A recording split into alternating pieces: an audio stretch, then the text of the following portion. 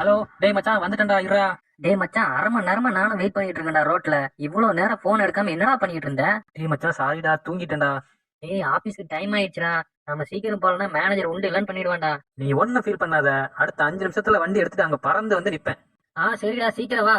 ஆபீஸ்க்கு போனா சரி. அப்பாடா, வந்துட்டேன். மாப்பிள வந்துட்டேன் பாத்தியா? ஆமாண்டா மச்சான். சரி சரி, வண்டியில ஏறு, சர்றன்னு கிளம்புவோம். போடா, சீக்கிரம் போடா. பாரு மச்சான், ஆபீஸ்க்கு 1 நிமிஷத்துல போறோம். டேய் மச்சான், எதிரில லாரிடா. டேய் மச்சான், சாரிடா. மெதுவா போயிருக்கலாம்ல, என் காலு கையெல்லாம் உடைஞ்சு போச்சுடா. ஆபீஸ்க்கு டைம் ஆயிடுச்சுன்னு பைக்கை வேகமா ஓட்டுனது தப்புதான் இப்பதான்டா புரியுது எனக்கு. இனிமே வண்டியே ஓட்டக்கூடாதுன்னு டாக்டர் சொல்லிட்டாரா? ஏன்பா நீங்க 2 பேர் தான் இந்த வண்டி ஓட்டிட்டு போய் ஆக்சிடென்ட் ஆகி கீழே விழுந்தவங்களா? ஆமா சார். ஆமா சார். ஏன்டா வண்டியை மெதுவா ஓட்ட மாட்டீங்களா நீங்க ஓட்டின வண்டியால லாரிக்கார மேல இடிச்சு லாரிக்காரன் கண்ணாடியை உடைச்சிட்டு வெளியே வந்து விழுந்திருக்காண்டா. நீங்க இடிச்சது மட்டும் இல்லாம அவனையும் சேர்த்து இழுத்து விட்டீங்கல்ல. இப்ப அவனும் சீரியஸா இருக்காண்டா. அவனுக்கு மட்டும் ஏதாவது ஒண்ணு ஆச்சு, உங்க 2 பேரையும் அரெஸ்ட் பண்ணி உள்ளத்துக்கு வச்சிருவேன். ஐயோ சார், நாங்க ஏதோ வேணும்னே பண்ணல சார். சார், நான் பின்னாடி தான் சார் உட்காந்து வந்தேன். இவன் தான் சார் வண்டி ஓட்டினா. செய்யறதெல்லாம் சேர்ந்து செஞ்சிருங்கடா. அப்புறம் அவன் தான் இவன் தானே ஒன்னொன்னு சொல்ல வேண்டியது. சரி, ஏன்டா அப்படி வண்டி ஓட்டின?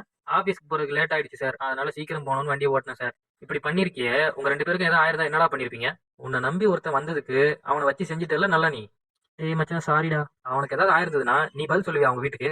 லாரிக்காரன் பொண்டாட்டி வந்து அழுதுகிட்டு இருக்கா, நீ பதில் சொல்லுவியா அவங்களுக்கு? சாரி சார், இனிமே இந்த மாதிரிலாம் பண்ண மாட்டேன் சார். எங்க இருந்து பண்றது? உன் பின்னாடி உட்காந்து வந்தவனை கூட விட்டுருவேன், ஆனா உன்னை விட மாட்டேன். 5 வருஷத்துக்கு உன்னோட லைசன்ஸை கேன்சல் பண்றேன். இனிமே நீ வண்டியே ஓட்டக்கூடாது.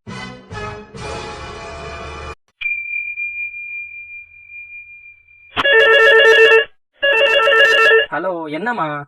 என்னங்க, வண்டியில போயிட்டு இருக்கீங்களா? ஆமாமா, என்னன்னு சொல்லு. ஒண்ணும் இல்லங்க, இன்னைக்கு பால் பாயாசம் செய்யலாம்னு நினைச்சேன். வரும்போது ஒரு பால் பாக்கெட்டும் 1/4 கிலோ முந்திரியும் வாங்கிட்டு வாங்க. அதான் வீட்டு பக்கத்துலயே கடை இருக்குல்லடி, எனக்கு எதுதான் போன் பண்ணுவியா?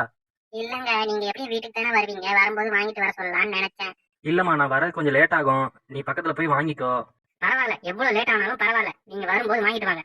இப்பெல்லாம் நீங்க முன்ன மாதிரியே இல்ல, எது சொன்னாலும் எரிஞ்சு எரிஞ்சு விழுறீங்க. நான் எது கேட்டாலும் வாங்கி தர மாட்டீங்க. ஐயோ, ஏன்டி இப்படி பண்ற? அப்படிலாம் ஒண்ணும் இல்லடி, வாங்கிட்டு வரேன், வந்து தொலைக்கிறேன். இல்ல வேண்டாம், நீங்க எதுவுமே வாங்கிட்டு வர வேண்டாம். ஏங்க, என்னங்க ஆச்சு? அச்சோ, ஏன் அப்படி கத்துறீங்க? ஹலோ ஹலோ, உங்களுக்கு வண்டி ஓட்டும் போது போன் பேசுனது எவ்வளவு பெரிய தப்பா போச்சு. ஏங்க எந்திரிங்க, ஏங்க எந்திரிங்க, நான் வந்திருக்கேன். ஏமா ஹாஸ்பிட்டல்ல எல்லாம் இப்படி அழக்கூடாதுமா, இங்க வாங்க. என்ன வேணும் உங்களுக்கு? டாக்டர், இவர் என் புருஷன் தான் டாக்டர். ஓ அப்படியா? ஆமா, இவருக்கு என்ன ஆச்சு டாக்டர்? அவர் போன் பேசிட்டே வண்டி ஓட்டுனதுனால கீழே விழுந்து முதுகெலும்பு உடைஞ்சு போச்சு. ஐயோ டாக்டர், என்ன சொல்றீங்க டாக்டர்? ஆமா, அவருக்கு உடனே ஆபரேஷன் பண்ணோம். 30 லட்சம் ரூபாய் கட்டுங்க.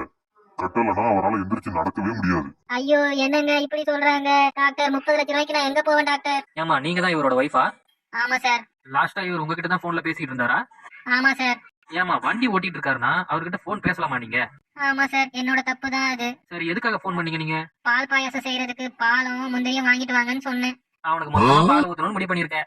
ஐயோ, அதெல்லாம் இல்ல சார். ஏமா, நீங்க போன் பண்ணுங்க, அது தப்பு இல்ல. வண்டியில போயிட்டு இருக்காருன்னு தெரிஞ்ச உடனே நீங்க போனை கட் பண்ணணும். அப்படி இல்லையா, ஓரமா நிறுத்திட்டு பேசுங்கன்னு சொல்லணும். இதுல அவர் மேலயும் தப்பு இருக்கு, அவரும் நிறுத்தாம தான் பேசிட்டே போயிருக்காரு. உங்க புருஷன் குணமாகி வந்தாலும் அவர் மேல கேஸ் இருக்கு. வண்டியில போகும்போது பேசிக்கிட்டே வண்டி ஓட்டக்கூடாது.